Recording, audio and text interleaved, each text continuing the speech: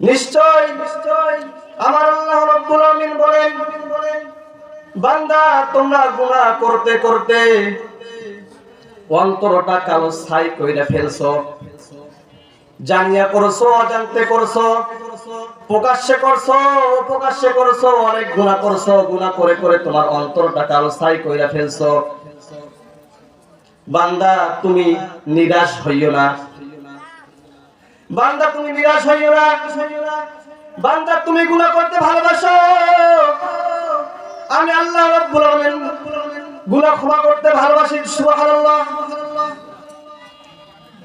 বান্দা তুমি গুনাহ করতে ভালোবাসো, তুমি যেমনে গুনাহ করতে ভালোবাসো, প্রকাশ্যে গুনাহ করছো, অপ্রকাশ্যে গুনাহ করছো, জানিয়া গুনাহ করছো, অজান্তে গুনাহ করছো। বান্দা তুমি গুনাহ করতে ভালোবাসো, আমি গুনাহ মাফ করতে ভালোবাসি। আর জোরে বলেন আলহামদুলিল্লাহ।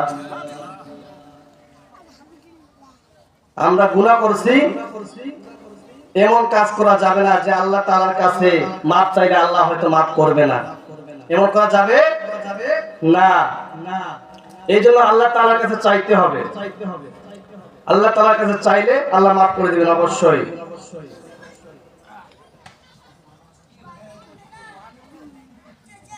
আল্লাহ রাব্বুল আলামিন বলেন কোরআনে কারিমে, আমি আল্লাহ তাআলা অসংখ্য আয়াত নাযিল করেছি নামাজের ফজিলত সম্পর্কে। কিসের সম্পর্কে বলেন তো?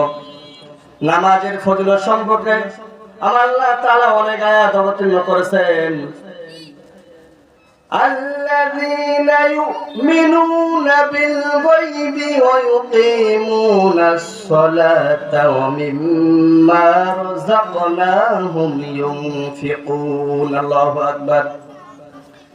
মুত্তাকি তারা যারা অদৃশ্য বিষয় বিশ্বাস স্থাপন করে এবং নামাজ কায়েম করে। অদৃশ্য বিষয় বিশ্বাস স্থাপন করতে হবে। একজন তিনি কে? আরো জোরে বলেন তিনি কে? আল্লাহ এক, এটা বিশ্বাস করতে হবে। আল্লাহ অদ্বিতীয়, এটা বিশ্বাস করতে হবে। ইন্নাশ শিরকা লাযুলমুন আযীম, যে আল্লাহ তাআলাকে শিরিক করবে, আমার আল্লাহ তাআলা বলেন, হে নবী আপনার উম্মতদেরকে জানিয়ে দিন, পাহাড় সমান পরিমাণ যদি গুনাহ নিয়ে কবরে যায়, আমি আল্লাহ তাআলা সমস্ত গুনাহ মাফ করে দিব, কিন্তু একটি গুনাহ মাফ করব না, যেটি হচ্ছে শিরিক। যে আমাকে শিরিক করবে আমি আল্লাহ তাআলা মাফ করব না। এই জন্য মুসলমান ভাইরা আমার খুব মনোযোগ সহকারে শ্রবণ করবেন, দিলটা নরম করবেন। দেখেন মাহফিল থেকে কিছু কথা নিয়ে যেতে পারেন কিনা, মাহফিল থেকে কিছু আমলের কথা নিয়ে যেতে পারেন কিনা। এই আমলটা যদি কাজে লাগে, এই আমলটা কাজে লাগলে, এই আমলের দ্বারা যদি তুমি আমল করো আর আমল করে যদি তুমি চলতে পারো, তাহলে তুমি জান্নাতি হইয়া যাবে। আর জোরে বলেন সুবহানাল্লাহ। এই যে আমরা অনেক মুসলমান আছি, আমরা এখানে সবাই মুসলমান। অনেকে আছে আমরা নামাজ পড়ি না, পড়ি, কেউ আছে পড়ি, কেউ আছে পড়ি না। এই যে আমাদের পাশে যে শুয়ে আছেন পীর, আল্লাহওয়ালা ছিলেন কিনা বলেন? কথা বলেন, আল্লাহওয়ালা ছিলেন কিনা? সে কি নামাজ পড়ে নাই? অবশ্যই নামাজ পড়ছেন, অবশ্যই আল্লাহওয়ালা, অবশ্যই আল্লাহওয়ালি। কথা বলেন, অবশ্যই নামাজ পড়ছেন। এই জন্য আমরা তার মাগফিরাতের কামনা করব। আল্লাহ তাআলা তাকে যেন জান্নাতবাসী করে। সবাই বলেন আল্লাহুম্মা আমিন। কবরটাকে জান্নাতুল ফিরদাউস বানিয়ে দিন। জোরে বলেন আল্লাহুম্মা আমিন। নবী করিম সাল্লাল্লাহু আলাইহি ওয়াসাল্লাম বলেন, কানা রাসূলুল্লাহ সাল্লাল্লাহু আলাইহি ওয়াসাল্লাম ইযা হাযাবাহু আমরুন বা'দা ইলা সালাত, রাসূল করিম সাল্লাল্লাহু আলাইহি ওয়াসাল্লাম যখন কোন কঠিন সমস্যায় সম্মুখীন হতেন তৎক্ষণাৎ নামাজে দাঁড়িয়ে যেতেন। সাহাবায়ে কেরামের অবস্থাও প্রায় একই রূপ ছিল।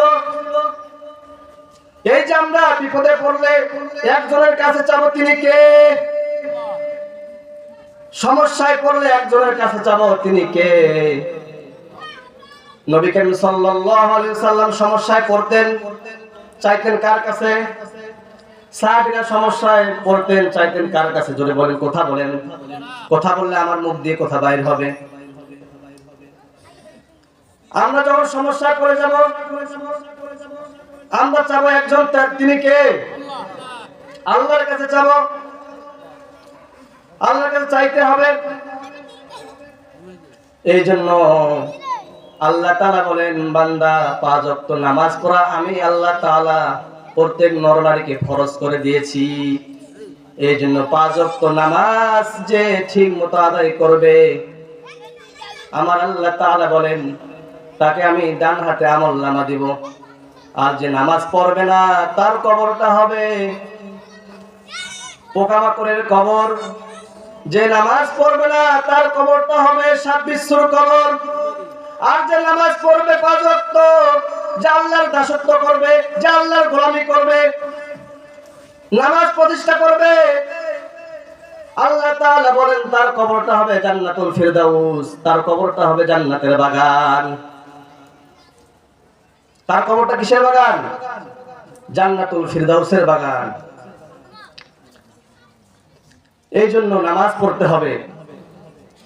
নামাজের পাশাপাশি মা বাবার খেদমত করতে হবে। কার খেদমত করতে হবে? কথা বলেন। আমি নামাজ পড়ি কিন্তু মা বাবার খেদমত করি না, আল্লাহ তাআলা তোমার নামাজ কবুল করবে না। কথা বলেন ঠিক কিনা?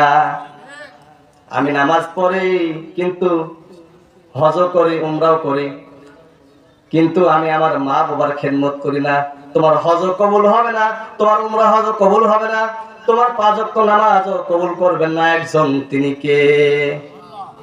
এই জন্য 5 ওয়াক্ত নামাজ পড়তে হবে। বিশ্বনবী বলেন হাদিস শরীফে, মান আসবাহা মুতিআন লিল্লাহি ফি ওয়ালিদাই আসবাহা লাহু বাবান মাফতুহান মিনাল জান্নাহ। রাসূল করিম সাল্লাল্লাহু আলাইহি সাল্লাম বলেন, যে মা বাবার সাথে ভালো ব্যবহার করবে, মৌতের সময় কালিমা নসিব হবে। কি নসিব হবে? আমাদের মৃত্যু হবে না। কেউ কেউ আছেন যে আমার মৃত্যু হবে না, সবাই মারা যাব, কেউ থাকতে আসি নাই।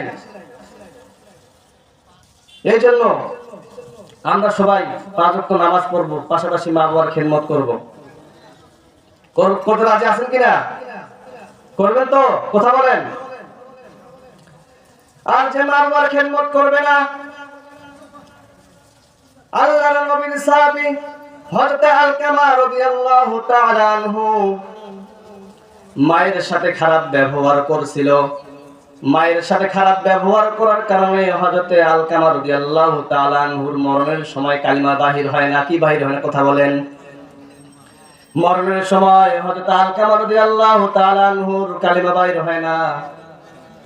এমন সময় হযরত আলকামা রাদিয়াল্লাহু তাআলা আনহু কালিমা পড়ার জন্য অনেক চেষ্টা করলেন। সাহাবীরা হযরত আলকামা রাদিয়াল্লাহু তাআলা আনহুর কানে কালিমা পৌঁছায় দিতেছে, কিন্তু হযরত আলকামা রাদিয়াল্লাহু তাআলা আনহু কালিমা পড়তে পারতেছে না। নবী করিম সাল্লাল্লাহু আলাইহি সাল্লামের দরবারে সাহাবীরা হাজির হয়ে গেলেন। হে নবীজি, তোমার প্রিয় আলকামা রাদিয়াল্লাহু তাআলা আনহু কালিমা পড়তে পারে না। নবী করিম সাল্লাল্লাহু আলাইহি সাল্লাম বললেন, যাও, সে তার মায়ের সাথে খারাপ ব্যবহার করেছে নাকি? যদি তার মায়ের সাথে খারাপ ব্যবহার করে থাকে, তাহলে আলকামার মাকে আমার কাছে নিয়ে আসো। সাহাবীরা আলকামার মাকে নিয়ে আসলো নবীজির দরবারে। নবীজি বললেন, ও আলকামার মা, তোমার আলকামা মৃত্যুর শয্যায় কালিমা পড়তে পারে না। তোমার আলকামা তোমার সাথে খারাপ ব্যবহার করেছে নাকি? তোমার আলকামা তোমার সাথে খারাপ ব্যবহার করেছে নাকি? তোমার আলকামা তোমার সাথে বেয়াদবি করেছে নাকি? তোমার কথা শুনে নাই নাকি? আলকামার মা বলে, ও গো নবীজি, আমার আলকামা আমার সাথে অনেক খারাপ ব্যবহার করেছে নবীজি, আমি আমার আলকামাকে মাফ করে দিব না। আলকামাকে কি করে দিবে না? মাফ করবেন না। মায়ের সাথে খারাপ ব্যবহার করছে, মা অনেক কষ্ট পেয়েছে। নবী করিম সাল্লাল্লাহু আলাইহি সাল্লাম আলকামার মাকে বললেন ঠিক আছে। নবী করিম সাল্লাল্লাহু আলাইহি সাল্লাম সাহাবীদেরকে বললেন, ও সাহাবীরা যাও বাজার থেকে কাঠ নিয়ে আসো, ওই কাঠের মধ্যে আগুন ধরে দেওয়া হবে, আর ওই আলকামাকে আমরা জাহান্নামের আগুনে জ্বলার আগে দুনিয়ার আগুন দিয়ে জ্বলে পড়ে ছাই খাই করে দেব। জাহান্নামের আগুনে জ্বলার আগে দুনিয়ার আগুন দিয়ে তাকে জ্বলে পড়ে ছাই খাই করে দিবে। তাই এই জন্য মা বাবার সাথে খারাপ ব্যবহার করব? মা বাবার সাথে খারাপ ব্যবহার করব না? মা তো মায়ে। নবীকে বললেন, ও নবী আমার আলকামাকে মাফ করে দাও, আমার আলকামাকে মাফ করে দাও নবী। সঙ্গে সঙ্গে আলকামাকে মাফ করে দেওয়া হলো, সঙ্গে সঙ্গে আলকামার মুখ দিয়ে বাইরে হয়ে গেল, লা ইলাহা ইল্লাল্লাহু মুহাম্মাদুর রাসূলুল্লাহ সাল্লাল্লাহু আলাইহি সাল্লাম। আল্লাহ তাআলা আমাকে এবং আপনাদেরকে এগুলো কথার উপর আমল করার তৌফিক দান করুন। সুবহানাল্লাহ, আল্লাহুম্মা আমিন। ওয়া মা তাওফীক ইল্লা বিল্লাহ। আসসালামু আলাইকুম ওয়া রাহমাতুল্লাহি ওয়া বারাকাতুহু।